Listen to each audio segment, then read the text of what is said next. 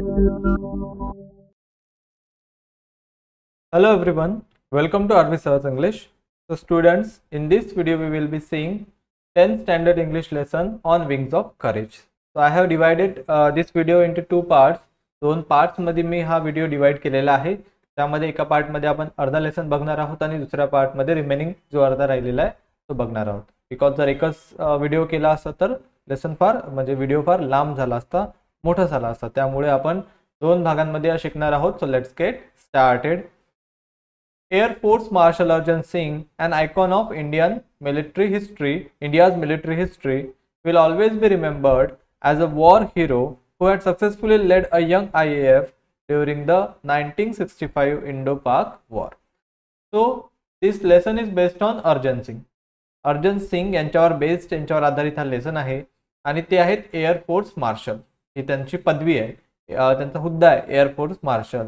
And icon of India's military history, भारताची जी military history आहे त्यांचं ते एक प्रतीक आहेत, एक आयकॉन आहेत. हे will always be remembered as a war hero, आणि त्यांना नेहमीच आपण एक वॉर हिरो म्हणून रिमेंबर करू किंवा त्यांना त्यांचं स्मरण नेहमी एक वॉर हिरो. वॉर म्हणजे काय तर युद्ध, युद्धामध्ये काहीतरी खूप यशस्वीपणे युद्ध जिंकून दाखवणारा नायक ज्याला आपण म्हणतो, तर त्याप्रमाणे त्यांना आपण स्मरण करू. who had successfully led a young IAF during the 1965 Indo-Pak War. तर 1965 मध्ये जो भारत पाकिस्तानमध्ये वॉर झाला, जे युद्ध झालं, त्यामध्ये त्यांनी जे आपलं यंग IAF होतं, IAF म्हणजे काय तर इंडियन एअरफोर्स, तर त्यांनी त्यावेळी इंडियन एअरफोर्सचं नेतृत्व हे खूप सक्सेसफुली केलं, खूप यशस्वीरित्या केलं. आणि यंग म्हटलेलं आहे, यंग म्हणजे काय तर नवीन, तरुण. तर त्यावेळी आपलं IAF, आपलं जे एअरफोर्स होतं ते फार नवीन होतं. बिकॉज नेमकंच आपल्याला जे आहे ते इंडिपेंडन्स भेटलेलं होतं, त्यामुळे फार वेळ गेलेला नव्हता. आणि अशा यंग IAFला त्यांनी खूप सक्सेसफुली लीड केलं आणि त्या वॉरमध्ये आपल्याला जिंकवून दिलं. त्यामुळे ते फार अतिशय इम्पॉर्टंट असे व्यक्ती होते. The only officer to attain the highest post of marshal, the air force equivalent to army's 5 star field marshal. तर ते एकमेव अशी व्यक्ती आहेत to attain the highest post of marshal, ज्यांनी हायेस्ट पोस्ट ऑफ मार्शल जी आहे ती अटेन केलेली आहे. आणि ती इक्विव्हॅलंट आहे air force equivalent to the army's 5 star field marshal. आर्मीचं जे 5 स्टार फील्ड मार्शल असते त्याच्याशी इक्विव्हॅलंट असं ती जी पोस्ट आहे एअरफोर्समध्ये, आणि ती मिळवणारे अर्जन सिंग हे वन अँड ओनली पर्सन आहेत. Singh was fearless and exceptional pilot. अशा प्रकारे सिंग हे एक फिअरलेस म्हणजे अतिशय निर्भय, त्यांना कशाचीही भीती वाटत नव्हती. अँड एक्सेप्शनल पायलट, आणि अतिशय अपवादात्मक असे पायलट होते. Who had flown more than 60 different types of aircraft, ज्यांनी 60 पेक्षा जास्त विविध प्रकारचे जे एअरक्राफ्ट्स आहेत, म्हणजे विमान एक प्रकारे आपण म्हणू शकतो, एअरक्राफ्ट 60 पेक्षा जास्त प्रकारचे त्यांनी चालवलेले आहेत. त्यामुळे आपण समजू शकतो यावरून की ते किती महान असले पाहिजे. He played a major role in transforming the IAF into one of the most potent air forces globally and the 4th biggest in the world. So he played a major role. त्यांचं अतिशय महत्त्वाचं योगदान होतं. कशामध्ये? तर transforming the IAF into one of the most potent air force. What is the meaning of potent? Means powerful and efficient. तर आपलं जे IAF आहे, इंडियन एअरफोर्स आहे, त्याला जगामध्ये अतिशय पॉवरफुल आणि इफेक्टिव्ह बनवण्यामध्ये त्यांचं फार मोठं योगदान होतं. And the 4th biggest in the world, आणि जगामध्ये जी एअरफोर्सेस आहेत त्यांच्यामध्ये भारताचं जे एअरफोर्स आहे, इंडियन एअरफोर्स, त्याला 4th नंबरचं बिगेस्ट एअरफोर्स त्यांनी बनवलं. त्यामध्ये त्यांचं अतिशय मोठं योगदान होतं. His contribution to the Indian air force is monumental to the list. त्यांचं जे कॉन्ट्रीब्युशन आहे इंडियन एअरफोर्समध्ये, आता ही कोणाची तरी वाक्यात एकदा आपण पूर्ण जो आहे तो पॅरेग्राफ वाचून घेऊ. His contribution to the Indian Air Force is monumental to the least. The IAF crew with him. He was the epitome of military leadership in classical sense, and it is therefore not surprising that he was honored with the rank of Air Force Marshal. Former Vice Chief of IAF Kapil Kak said. तर farmer vice chief जे होते IAF चे, ज्यांचं नाव आहे कपिल काक, ते काय म्हणाले बघा फॉर अर्जन सिंग. त्यांचे शब्द आहेत की his contribution to the Indian air force is monumental to the list. Monumental means of great importance, enormous, अतिशय महत्त्वाचं. तर त्यांचं जे कॉन्ट्रीब्युशन होतं इंडियन एअरफोर्समध्ये अतिशय मॉन्युमेंटल, अतिशय ग्रेट इम्पॉर्टन्सचं होतं. द IAF ग्रीव विथ हिम. आणि अतिशय इम्पॉर्टंट असा हा सेंटेन्स आहे. इथे त्यांनी म्हटलेलं आहे की IAF त्यांच्यासोबत वाढलं. म्हणजे इंडियन एअरफोर्सला वाढवण्याचं काम हे अर्जन सिंग यांनी केलेलं आहे. म्हणजे त्यांचं योगदान किती असेल हे आपल्या लक्षात येते. He was the epitome of military leadership in classical sense.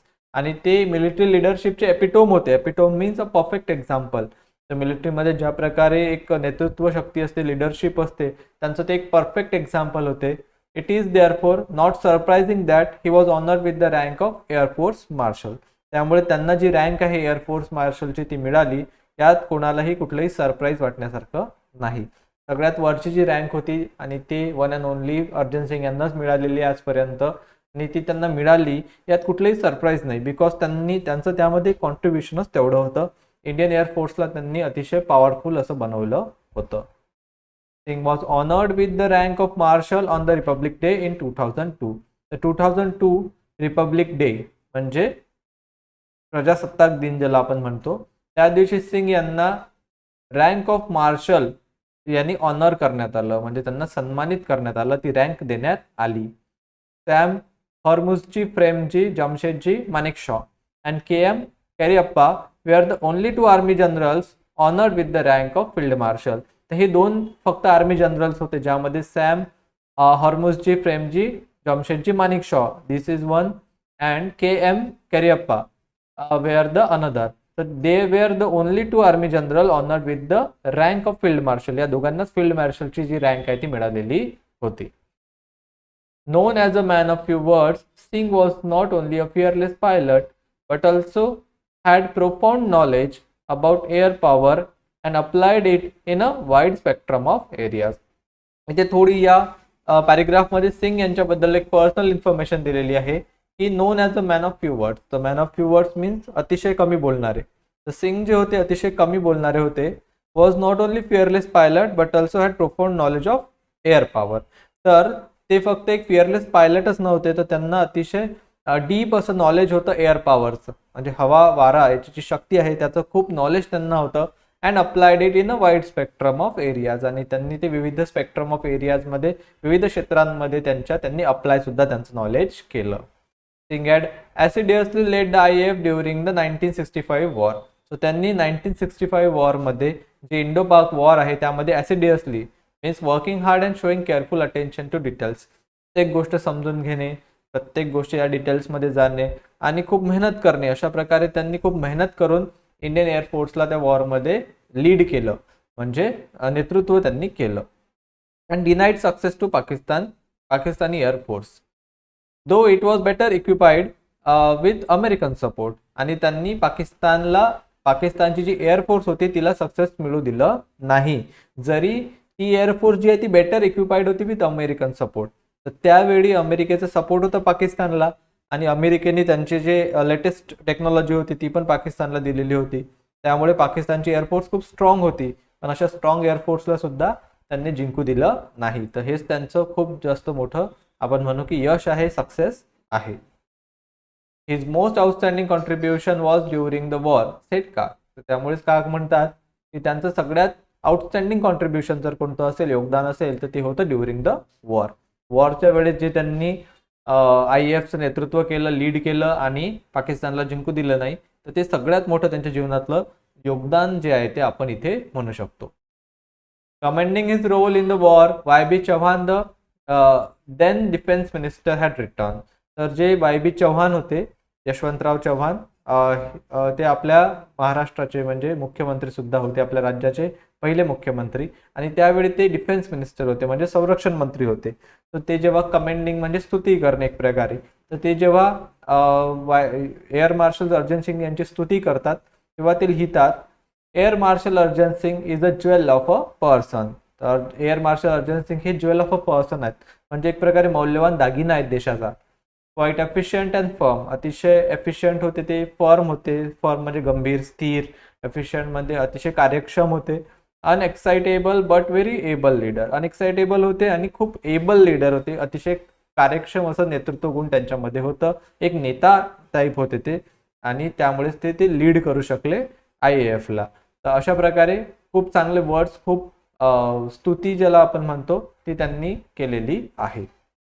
In 1944, the Marshal had led a squadron against the Japanese during the Arakan campaign, flying close air support mission during the crucial Imphal campaign, and later assisted the advance of the Allied forces to Yangon, formerly Rangoon. So in 1944, 1944 साली, the Marshal led a squadron against the Japanese during the Arakan campaign. तर जे Arakan campaign होतं त्या दरम्यान, म्हणजे त्या मोहिमेदरम्यान ते जपानी लोक जे होते त्यांच्या एका स्क्वॅड्रनचं नेतृत्व, त्यांच्या विरुद्ध एका स्क्वॅड्रनचं नेतृत्व हे एअर मार्शल जे अर्जन सिंग आहेत त्यांनी केलं होतं. Flying close air support mission during the crucial Imphal campaign. त्यानंतर जी महत्त्वपूर्ण मोहीम होती इम्फाळ जवळची, त्या दरम्यान त्यांनी जवळच्या हवाई समर्थन मोहिमेवर सुद्धा उड्डाण जे आहे ते केलं होतं. अँड देन त्यानंतर later assisted at the advance of the allied forces. Allied forces म्हणजे मित्र राष्ट्र. हा शब्द तुम्ही ऐकला असेल वर्ल्ड वॉर 2 मध्ये. त्यावेळी जे मित्र राष्ट्र होते तर त्यांना त्यांचं जे यंगून आहे, म्हणजे जे आता पूर्वीचं रंगून होतं, तिथे जाण्यासाठी त्यांना मदत सुद्धा केली होती. तर जे रंगून आहे, जे म्यानमारमध्ये आहे, आधी याचं नाव रंगून होतं, आता यंगून आहे, तिथे मित्र राष्ट्रांना पोहोचण्यासाठी मदत सुद्धा केली होती. म्हणजे जपानच्या विरुद्ध लढले होते मित्र राष्ट्रांकडून आणि त्यांना रंगून जायला मदत सुद्धा केली होती इम्फाळ मोहिमेदरम्यान. अशा प्रकारे अतिशय महत्त्वाचे जे कामं आहेत ते एअर मार्शल यांनी केलेले आहेत. In recognition of his feat, he was awarded the Distinguished Flying Cross (DFC) on the spot by the Supreme Allied Commander of Southeast Asia, the first Indian pilot to have received it. So in recognition of his feat, त्यांनी जे कार्य केलं त्याच्या सन्मानार्थ he was awarded the Distinguished Flying Cross. त्यांना Distinguished Flying Cross देण्यात आला, that is called DFC on the spot. म्हणजे तिथल्या तिथे त्यांना तो सन्मान देण्यात आला by the supreme allied commander. तर जे सुप्रीम अलाइड कमांडर होते त्यांच्याकडून तिथल्या तिथं ऑन द स्पॉट त्यांना हा सन्मान, जे रिकग्निशन अवॉर्ड आहे तो देण्यात आला. Of south east Asia. South east एशियाचे ते अलाइड कमांडर होते. The first Indian pilot to have received it. आणि अर्जन सिंग हे पहिले इंडियन पायलट होते अशा प्रकारचा सन्मान मिळवणारे. Singh was selected for the empire pilot training course at royal air force RAF. त्यानंतर सिंग यांची RAF म्हणजे रॉयल एअरफोर्स इथे एम्पायर पायलट ट्रेनिंग कोर्समध्ये सिलेक्शन झालं Cranwell in 1938. Then when he was only 19 years old. तेव्हा ते फक्त 19 वर्षाचे होते. हे रिटायर्ड फ्रॉम सर्व्हिस इन 1969 आणि नंतर 1969 साली ते सर्व्हिसमधून रिटायर झाले. 1947च्या आधी भारतामध्ये जे आहे ते ब्रिटिशांचं राज्य होतं, त्यामुळे अर्जन सिंग आहेत त्यांनी ऑफकोर्स जे वर्ल्ड वॉर 2 आहे त्यामध्ये सुद्धा पार्ट घेतला असेल. सो हे जे वरचे संदर्भ आहेत रंगून वगैरे किंवा जपानच्या विरुद्ध जी मोहीम होती, त्यांची कॅम्पेन होती, तर हे सर्व संदर्भ हे वर्ल्ड वॉर 2च्या दरम्यानचे आहेत. तर हे तुमच्या इथे लक्षात असलं पाहिजे. अशा प्रकारे इथे आपण पार्ट 1 जो आहे तो एंड करत आहोत. या लेसनचा पार्ट 2 आपण पुढच्या व्हिडिओमध्ये बघूया. आय होप सर्वांना चांगल्या प्रकारे लेसन समजला असेल. समजला असल्यास नक्की व्हिडिओला लाईक करा, मित्रांबरोबर शेअर करा. नवीन असाल तर सबस्क्राईब करायला विसरू नका. जर तुम्ही सबस्क्राईब केलं तर माझे येणारे जेही नवीन व्हिडिओज आहेत ते सर्व तुम्हाला बघायला मिळतील. So I will see you in another video. Till then take care. Good bye.